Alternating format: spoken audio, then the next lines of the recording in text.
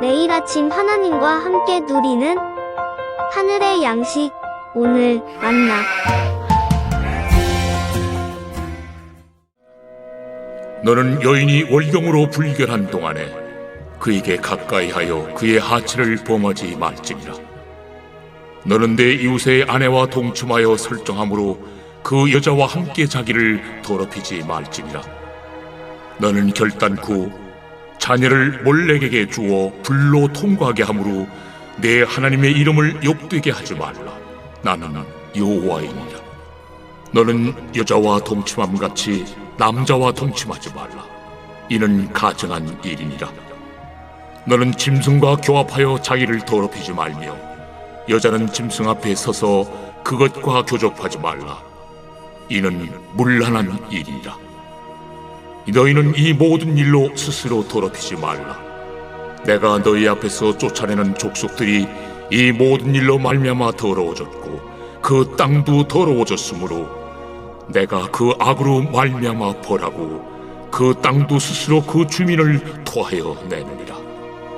그러므로 너희 곧 너희의 동족이나 혹은 너희 중에 거류하는 거류민이나 내 규례와 내 법도를 지키고 이런 가증한 일에 하나라도 행하지 말라. 너희가 전에 있던 그 땅 주민이 이 모든 가증한 일을 행하였고 그 땅도 더러워졌느니라. 너희도 더럽히면 그 땅이 너희가 있기 전 주민을 토함같이 너희를 토할까 하느라. 이 가증한 모든 일을 행하는 자는 그 백성 중에서 끊어지리라. 그러므로 너희는 내 명령을 지키고 너희가 들어가기 전에 행하던 가증한 풍속을 하나라도 따름으로 스스로 더럽히지 말라. 나는 너희 하나님 여호와이니라. 하나님은 우리 삶의 기초가 되는 식생활에서부터 성결할 것을 명하시고 가정생활에서도 성결할 것을 명하셨습니다. 그 이유는 바로 하나님께서 거룩하시기 때문에 자녀들도 거룩해야 한다는 것이지요. 오늘 본문은 어제 본문인 근친상간 금지에 이어 몇몇 성관계와 몰렉에게 바치는 자녀 희생제를 금지하는 내용입니다. 거룩한 공동체 안에는 따라야 할 규율이 있는데 그 기준은 하나님입니다. 그 기준 대신 하나님이 정하신 때가 있고 하나님이 정하신 관계가 있으니 그 바운더리 안에서만 살아야 한다는 말입니다. 19절에서는 월경하는 아내와의 성관계를 금지합니다. 여인이 생명을 낳는 몸이 되기 위해 허락된 시간을 자기의 쾌락을 위한 시간으로 사용해서는 안 된다는 의미입니다. 또한 이는 신체적이고 정신적으로 연약해진 여성을 보호하려는 의도도 있습니다. 20절에서는 이웃의 아내와의 동침을 금지합니다. 하나님은 결혼한 부부 사이에만 성관계를 허락하셨습니다. 이웃의 아내는 누군가의 아내요. 이는 하나님이 정하신 관계입니다. 내가 하나님이 정하신 그 관계를 나의 욕구나 감정으로 깨지 말라는 것입니다. 11절에서는 몰렉을 위해 자녀를 희생하지 말라고 합니다. 몰렉은 암몬 사람들이 섬기던 신인데 가나안 사람들은 이 우상에게 자녀를 불로 태워 바쳤던 것이지요. 이러한 행위는 열왕기하 16장이나 역대하 33장에서도 나타나는데 이는 심각한 범죄요. 성경은 이 극악한 행위를 금지하고 있습니다. 자식은 하나님이 주신 기업이요 상급인데 하나님이 주신 생명을 우상에게 바치는 것은 하나님을 욕되게 하는 일입니다. 왜 자녀를 우상에게 바칠까요? 내가 원하는 뭔가를 얻기 위함입니다. 그러니까 나는 여호와이라는 말씀이 여기에 덧붙여져 있는 것은 누가 생명의 주인인지, 누가 자녀를 주는지, 누가 나와 나의 자녀의 인생을 인도하는지, 누가 인생의 문을 엮고 닫는지 기억하라는 뜻입니다. 세상의 기준을 따라 살거나 세상의 성공과 실패의 노예가 되지 말라는 것입니다. 생명을 주신 주님께 인생을 걸면 하나님이 우리 인생을 인도하고 책임져 주실 것이라는 말입니다. 22절에서는 동성애를, 23절에서는 수간을 금지합니다. 동성애나 수간은 하나님이 만드신 생명의 질서를 거스르는 일입니다. 본문은 이런 행위를 가증하고 문란한 일이라고 단정합니다. 여기서 가증하다는 말은 혐오스러운 도덕적 문란과 마술이나 우상숭배를 포함한 종교적, 사회적 혼란을 일으키는 행위입니다. 동성애에 대한 하나님의 판단과 생각을 우리에게 보여주고 있는 것입니다. 문란하다는 것은 문자적으로 혼란과 혼동이란 뜻인데, 이는 인간과 동물이라는 영역의 장벽을 무너뜨려 하나님의 창조 질서를 깨뜨리는 일입니다.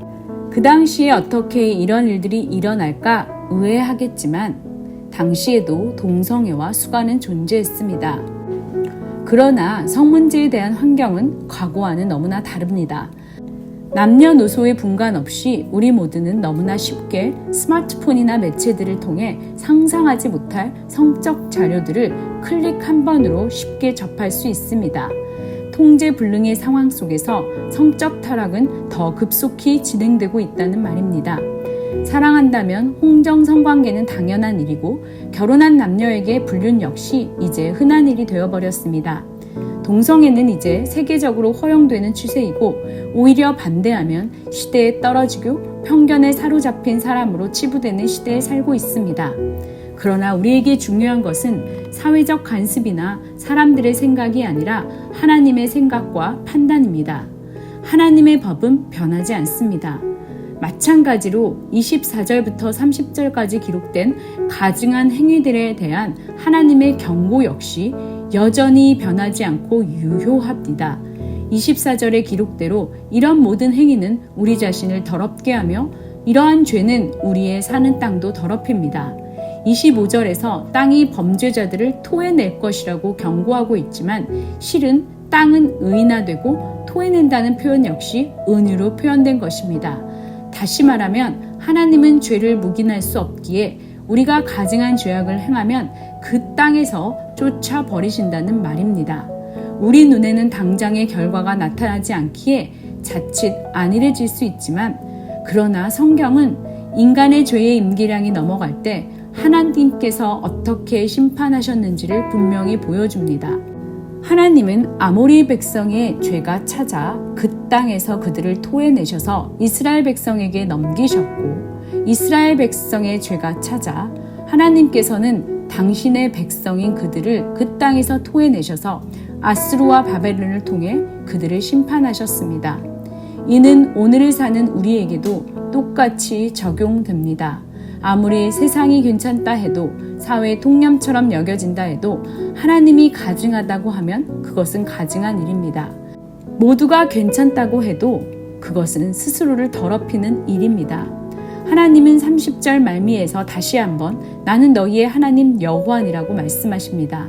이 말은 우리의 정체성은 하나님에 의해 구원을 얻은 하나님의 백성이라는 말입니다. 그러니 우리 삶의 주인은 내가 아니라 하나님이요 내가 세운 기준이 아니라 하나님의 기준대로 하나님의 규례와 법도대로 살아야 한다는 말입니다. 우리의 신앙은 추상적이지도 관념적이지도 않습니다. 그렇다고 우리의 신앙이 교회에서 예배당에서만 보여지는 것으로 증명되는 것은 더더욱 아닙니다. 오히려 우리의 신앙은 교회가 아니라 우리의 삶의 자리 구석구석에서 삶의 방식과 패턴으로 행동과 말로 습관과 태도로 증명되는 것입니다. 오늘 본문에서 등장하는 대로 매우 구체적인 행동으로 말입니다. 우리의 삶은 늘 선택을 요구합니다.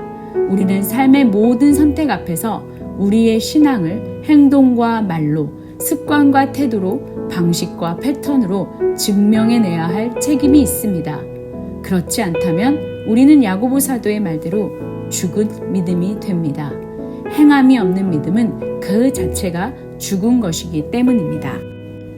오늘도 삶의 구석구석 현장에서 하나님의 거룩을 행함으로 살아내는 산 믿음의 소유자 되시기를 바랍니다.